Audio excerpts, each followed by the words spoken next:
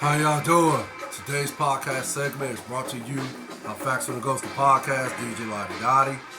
If you enjoy this segment, hit the like and subscribe button. The likes and subscriptions I appreciate. The views I appreciate more. Without further ado, shall we begin? Today's segment is going to detail where do the Browns go from here, or what's next for the Browns as far as them, what type of moves they should make going into this year's offseason 2024. And for me, and this is clearly my opinion, I think it's going to come down to two players.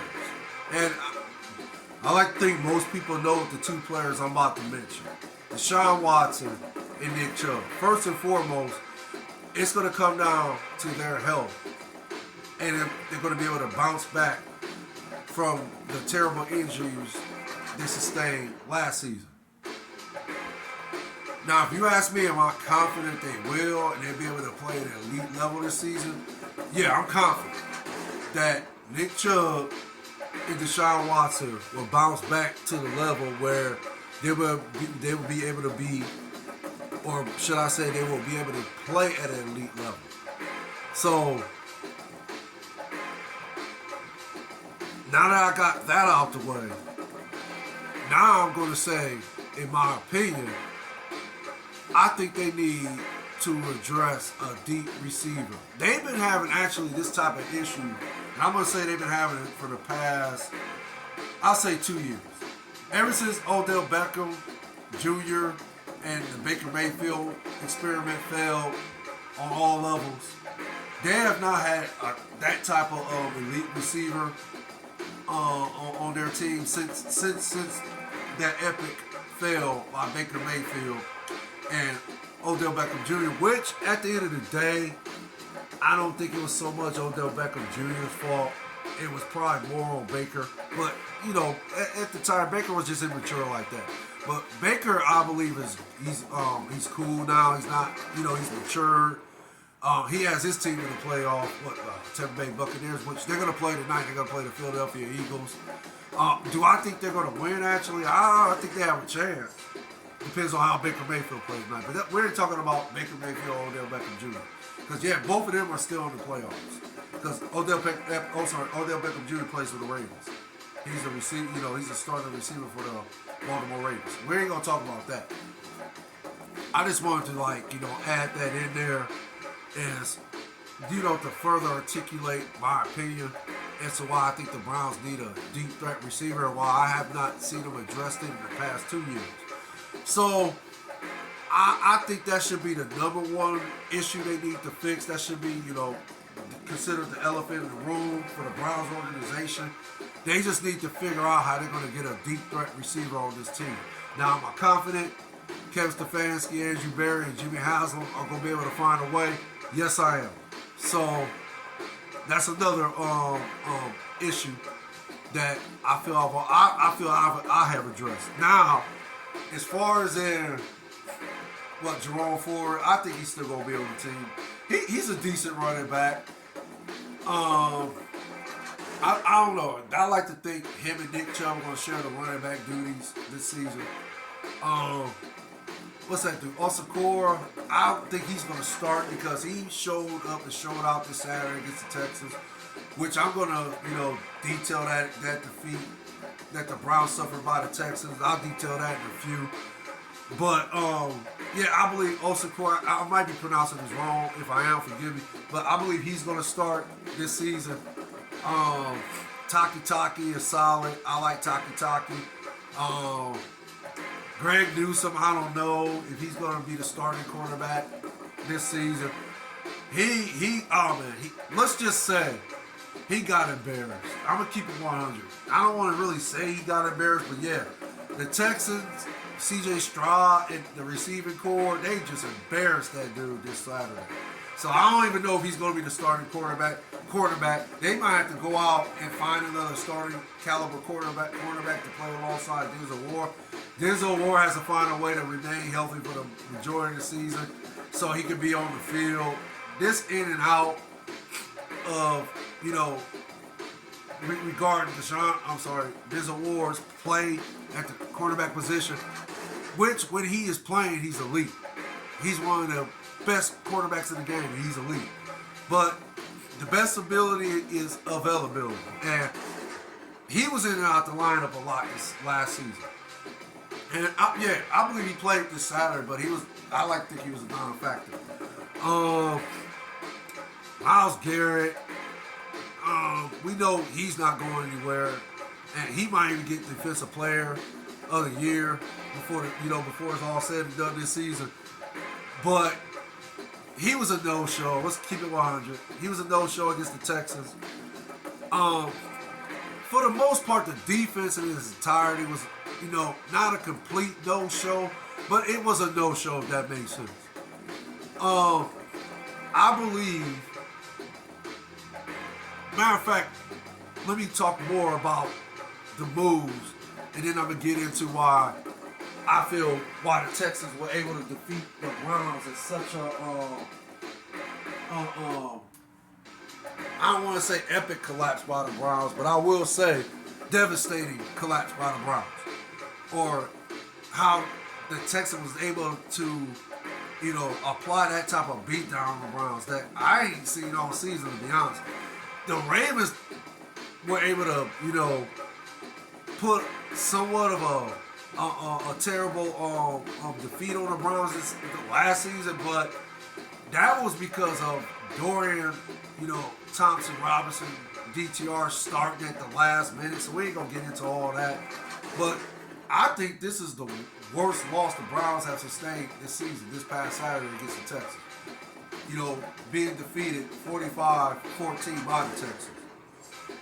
But again, I don't know about what was that? I'm just saying Thornhill. I don't know what's gonna happen with him. I heard the cap is at a premium, so I just don't know what kind of moves the Browns gonna make, if they have to make any more moves on the defense side of the ball. Jack Conklin, I would like to think they're gonna keep him. He's still young, 29 years old. Even though I've been hearing some rumblings with some of these Cleveland analysts saying they might trade him, I don't think they're gonna trade him because they can't get much for him. I mean, Jack Conklin is stout on the field if he, again, best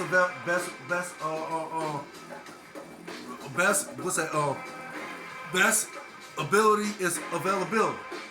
So Jack Conklin has constantly been in and out the lineup since he, was signed with the Browns. In and out the lineup with these injuries. So I don't, like I said, he's still young, so I like to think the Browns gonna keep him. Jarek Wills, I'm not sure about Jarek Wills. I know the analysts in Cleveland were not high on him in the beginning, but now all of a sudden they kind of like the guy.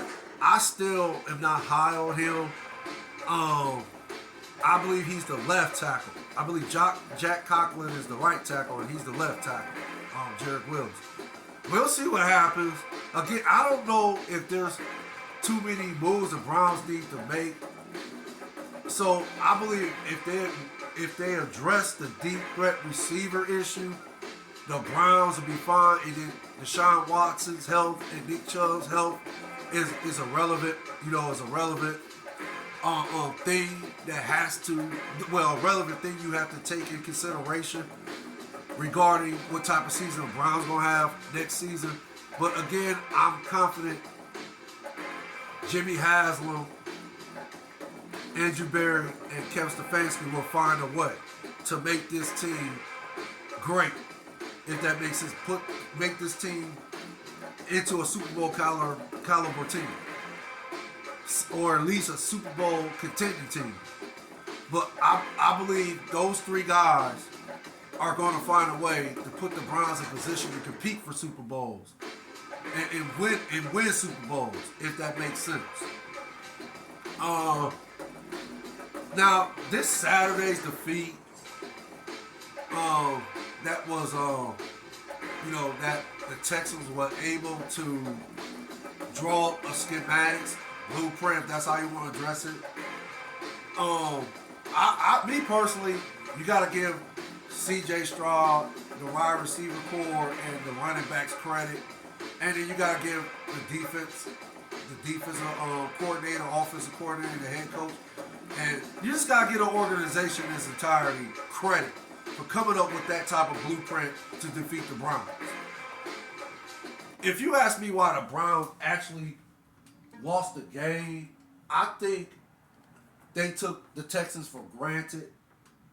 I think that it came down to them just basically overlooking the Texans, and they were looking forward to playing the Ravens. I think that's why the Browns lost. I think that they looked at the Ravens as, okay, if we defeat the Ravens, we'll be one game away from the Super Bowl, right? And imagine that. We'll be playing the AFC Championship game, and we'll have a chance to do something special. We'll have a chance to do what, perhaps no other team has done, or we could be one of those teams that has, done something special this season. So I think, and then I think they also bought into the hype. There was a lot of analysts picking the Browns that their defense was so elite that, yeah, they're a Super Bowl contending team.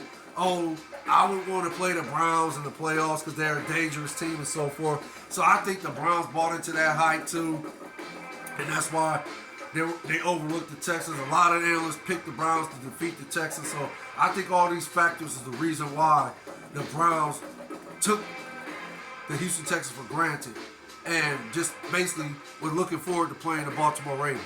Could be wrong about my opinion on that, my assessment, but that's how I feel about it. And they basically went in. I just looked at it. They went in with the same blueprint, the Browns, as far as their defense. They went in with the same blueprint that they utilized when they played the Texans last season. And they absolutely ain't put no pressure on C.J. Stroud. I don't know why they didn't. I guess they figured that they was going to get pressure, that same type of pressure they got against the Texans last season. I believe they thought they was going to get that same type of pressure against C.J. Stroud, but no, they didn't. But why they never adjust? Why Jim Schwartz never, make the proper adjustments? Hey, it's anybody's guess. I'm not going to speculate on it anymore. All I know is, yeah, the Browns were defeated, and it was a terrible defeat by the Browns. But at the end of the day, the game seemed like they had a shot, or they were just in the game. It was just, again, the defense let them down for the most part. So when the Texans went into the half up 24-14. And then, okay, the first pick six by Joe Flacco. Keep in mind, the defense did, because the Texans got the ball at halftime, he held them to a 3-and-out. And then the Browns got the ball, and then they drove, I believe, down to the 30-yard line. And then, the Texans came with pressure on Flacco, and then he threw an interception, a pick six. So that was that made the score